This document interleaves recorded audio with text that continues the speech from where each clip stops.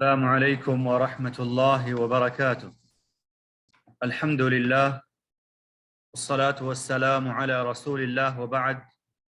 يقول الله عز وجل: يرفع الله الذين آمنوا منكم والذين أوتوا العلم درجات. ويقول النبي صلى الله عليه وسلم: من سلك طريقا يلتمس فيه علما سهل الله له به طريقا إلى الجنة. اللهم علمنا ما ينفعنا وانفعنا بما علمتنا وزدنا علما. احباب گرامی، آج کے اس آن لائن ہفتہ واری درس میں آپ کا خیر مقدم ہے۔ آج کا عنوان ہے روز جمعہ کے آداب اور احکام۔ آج کے اس درس میں ہم آئیے روز جمعہ کے خصائص اور فضائل جانتے ہیں، اور ہم جانتے ہیں اس دن میں کون کون سی سنتیں ہیں اور روز جمعہ کی کیا اہمیت ہے۔ میرے بھائیوں، روز جمعہ یہ ہم مسلمانوں کے لیے ہفتہ واری عید ہے۔ ہر ہفتے یہ آتا رہتا ہے، اس لیے ہم اس کے بہت سے احکام اور مسائل جانتے ہیں۔ آج کے اس پروگرام کا مقصد صرف اور صرف یہ ہے کہ ہم اس پروگرام میں روز جمعہ کے احکام، مسائل، آداب، سنن کو ذکر کریں اور ہمارے ذہن میں موجود جو باتیں ہیں ان کو تازگی حاصل ہو، جو ہم جانتے ہیں ان کا اعادہ ہو جائے۔ وقت کافی ہو چکا ہے اور ہمارے یہاں عشاء کی نماز میں وقت بہت کم بچا ہوا ہے، اس لیے آئیے ہم بلا تاخیر آج کے موضوع سنن و آداب روز جمعہ کی وضاحت کرتے ہیں، اور آئیے ہم سنتے ہیں کہ روز جمعہ کے کیا فضائل ہیں۔ میرے بھائیوں، اللہ تعالی جسے چاہتا ہے اسے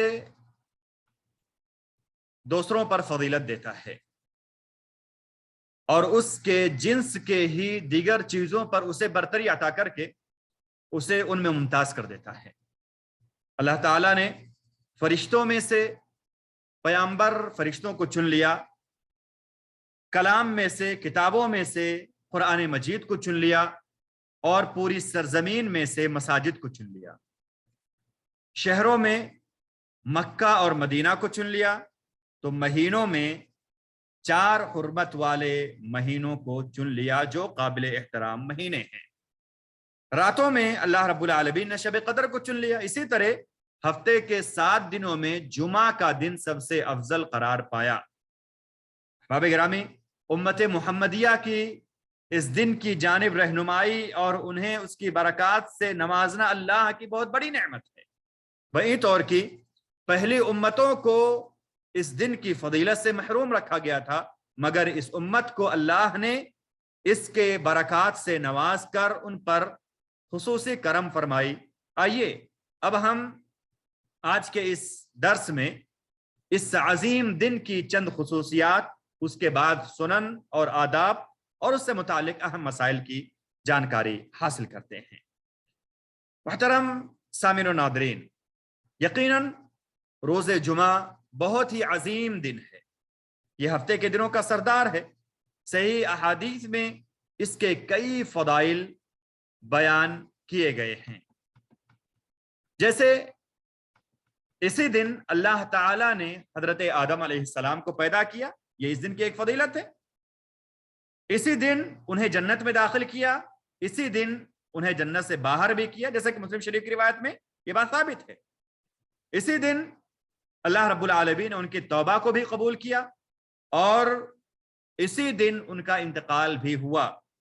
اسی دن سور میں پھونکا جائے گا، زوردار چیخ کی آواز بھی اسی دن آئے گی، قیامت بھی اسی دن قائم ہوگی۔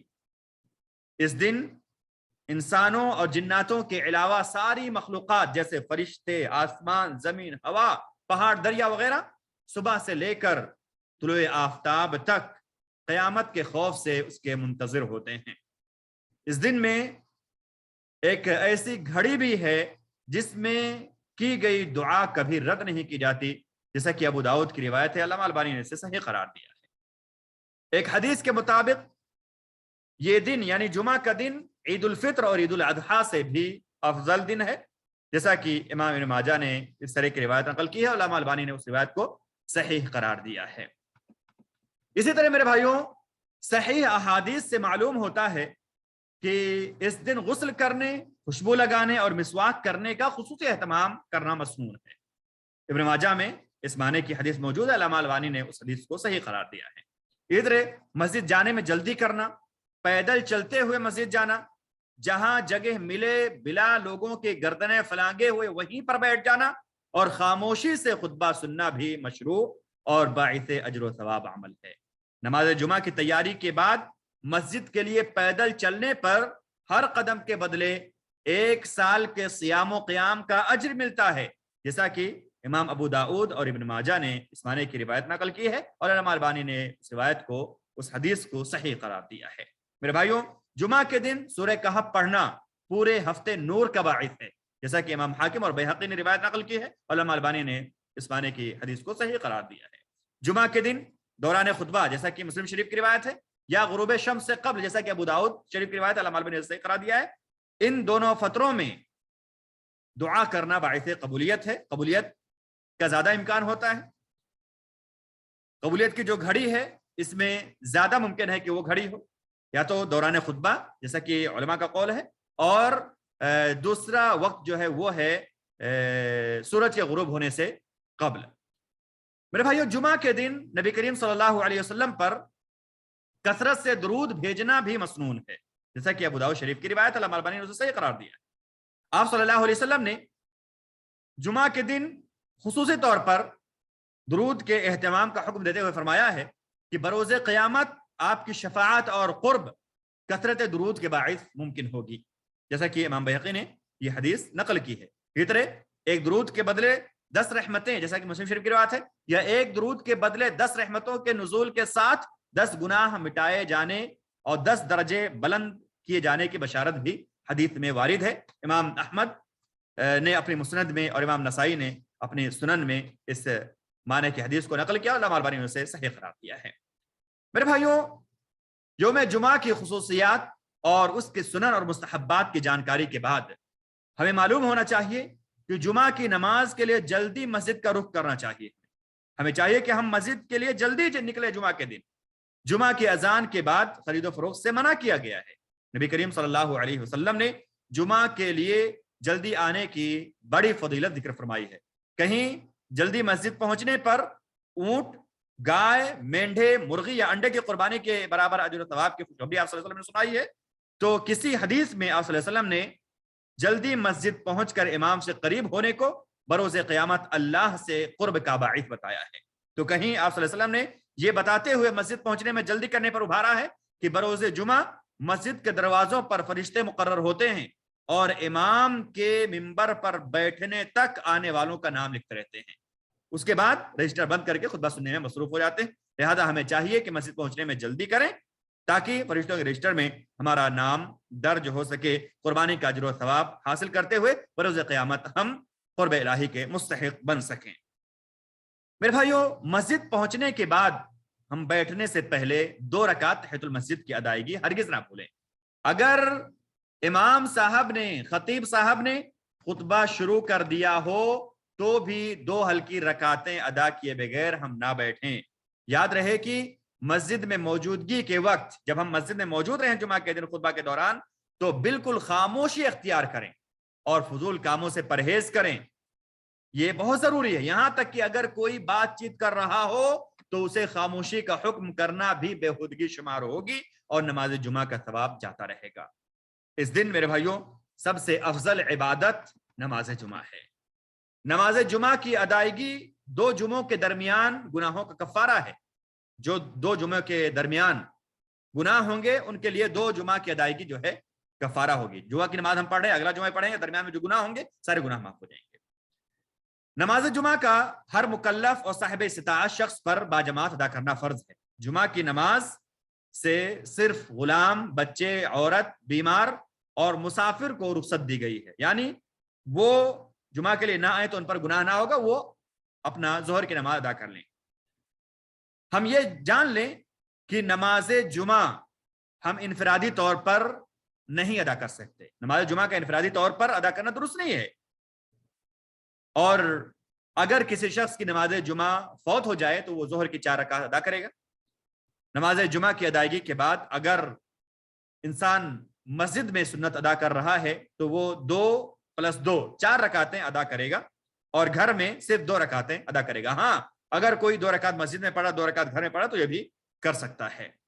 یاد رہے کہ بلا عذر نماز جمعہ چھوڑنے والے پر سخت ترین وعید وارد ہے.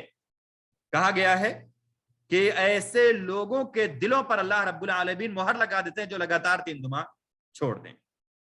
رحمت اللہ عالمین صلی اللہ علیہ وسلم سے مختلف وعیدوں کے ساتھ ساتھ ایسے لوگوں پر ان کے گھروں کے جلا دینے کا ارادہ بھی صحیح حدیث سے ثابت ہے.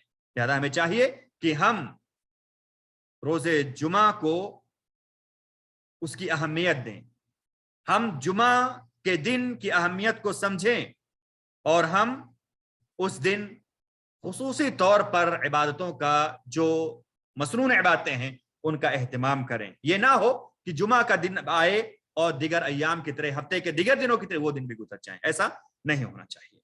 میرے بھائیوں, اب تک ہم نے روز جمعہ کے فضائل, خصائص, اہمیت اور فضیلت جان لیے. اب آئیے ہم کچھ فوائد روز جمعہ سے متعلق جان لیتے ہیں جو صحیح احادیث میں وارد ہیں. سب سے پہلی بات جو ہمیں جاننا چاہیے وہ یہ ہے کہ نماز فجر جمعہ کے دن بہت ہی اہم ہے. تو تمام نمازیں اہم ہیں لیکن فجر کی نماز کی جو اہمیت ہم جانتے ہیں, لیکن جمعہ کے دن نماز فجر کا باجماعت ادا کرنا یہ نبی کریم صلی اللہ علیہ وسلم سے حدیث میں ثابت ہے کہ سب سے افضل نماز, سب سے محبوب نماز اللہ رب العالمین کے نزدیک ہے. حدیث بیہقی شریف کی ہے, شعب الایمان میں امام بیہقی نے روایت کی ہے. علامہ البانی نے صحیح الجامع میں 1119 پر اسے صحیح قرار دیا ہے کہ سب سے افضل نماز, سب سے بہترین نماز اللہ رب العالمین کے نزدیک جمعہ کے دن نماز فجر کو باجماعت ادا کرنا ہے. اس طرح سے ہمیں یہ بھی جاننا چاہیے کہ نماز فجر میں جمعہ کے دن ہمیں اگر ہم امامت کر رہے ہیں تو مسنون ہے کہ ہم سورہ سجدہ اور سورہ دہر پڑھیں. پہلے رکعت میں سورہ سجدہ سورہ فاتحہ کے بعد اور دوسرے رکعت میں سورہ دہر کو ہم پڑھیں. مسلم شریف میں یہ بات ثابت ہے کہ نماز فجر میں ان دونوں صورتوں کا اہتمام آپ صلی اللہ علیہ وسلم کیا کرتے تھے. جبکہ نماز جمعہ میں سورۃ الجمعہ اور المنافقون یہ بھی مسلم کی روایت ہے, اور یا تو سورہ اعلیٰ اور الغاشیہ یہ بھی مسلم کی روایت ہے. یہ دونوں میں سے ہم کوئی بھی سورت پڑھ سکتے ہیں, یعنی سورہ جمعہ اور منافقون بھی ہم پڑھ سکتے ہیں پہلی اور دوسرے رکعت میں, اور سورہ اعلیٰ اور غاشیہ بھی ہم پہلی اور دوسرے رکعت میں پڑھ سکتے ہیں. مسلم شریف کی ایک روایت اور ہے جس میں ہمیں یہ بات معلوم ہوتی ہے کہ جمعہ کے دن کو روزے اور رات کو نماز کے لیے خاص کرنا درست نہیں ہے. ہمیں چاہیے کہ ہم اس بات کو سمجھیں کہ جمعہ کے دن جمعہ ہونے کی وجہ سے اس کی فضیلت کو سامنے رکھ کر کے ہم روزہ نہیں رکھیں گے.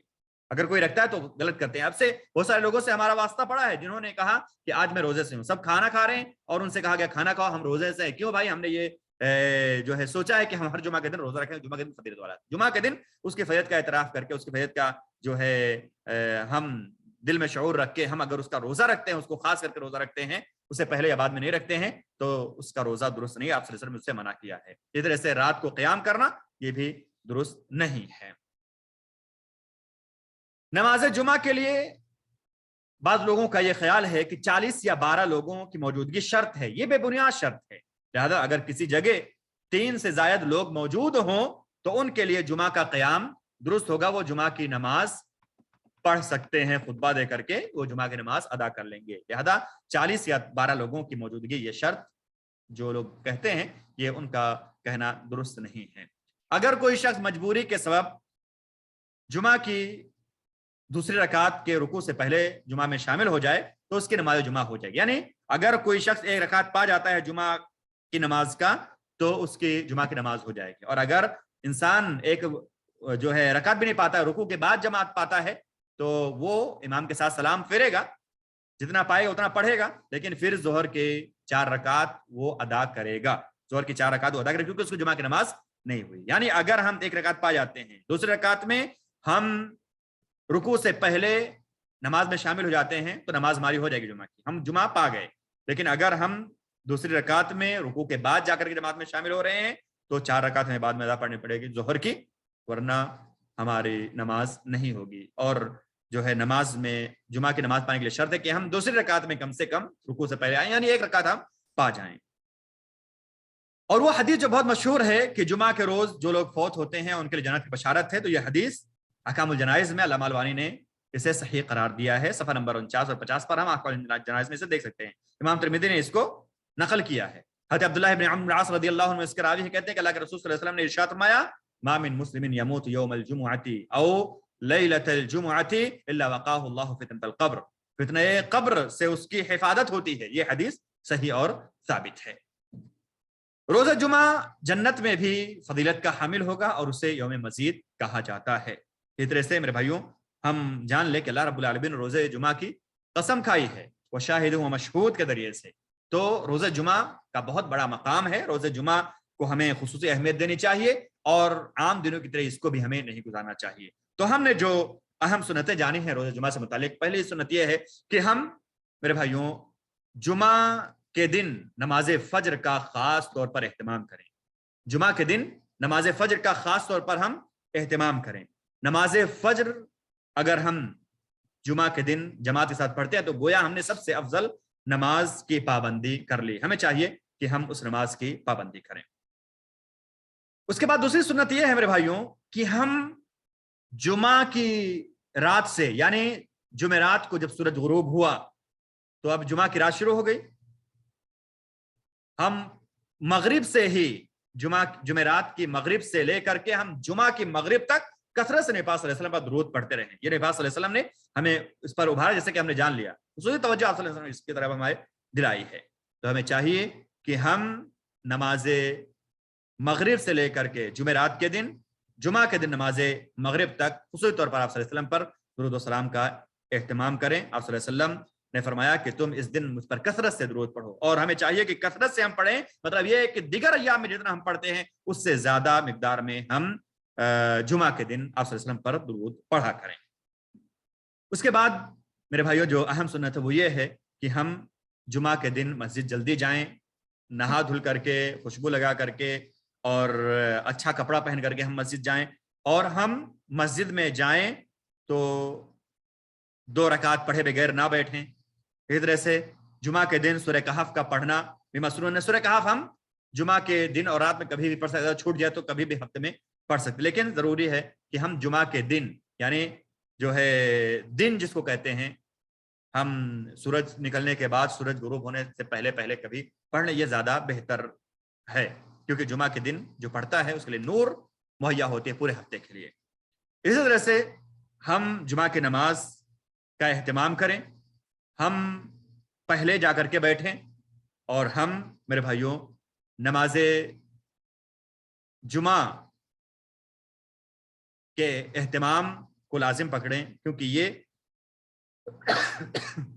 ہفتے بھر کے گناہوں کے لیے کفارہ ہو جاتا ہے۔ اس طرح سے جمعہ کے دن ایک ایسی گھڑی ہے جس میں دعائیں قبول ہوتی ہیں، اور زیادہ قوی امکان ہے کہ وہ دوران خطبہ یا غروب شمس سے پہلے کا وقت ہے، تو ہمیں چاہیے کہ ہم ان سنتوں کا اہتمام کریں۔ اللہ تعالی ہم سب کو توفیق دے۔ اقول قولی ھذا واستغفر اللہ لی ولکم ولسائر المسلمین فاستغفروہ انہ تواب الغفور۔ والسلام علیکم ورحمۃ اللہ وبرکاتہ۔ اگر کسی بھائی کے پاس کوئی سوال ہے تو وہ سوالات واٹس ایپ پر بھیج دیں، اور وقت کافی کم ہے، جوابوں کا جو ہے وقت نہیں ہے، اس لیے ابھی جوابات نہیں دیے جا سکیں گے۔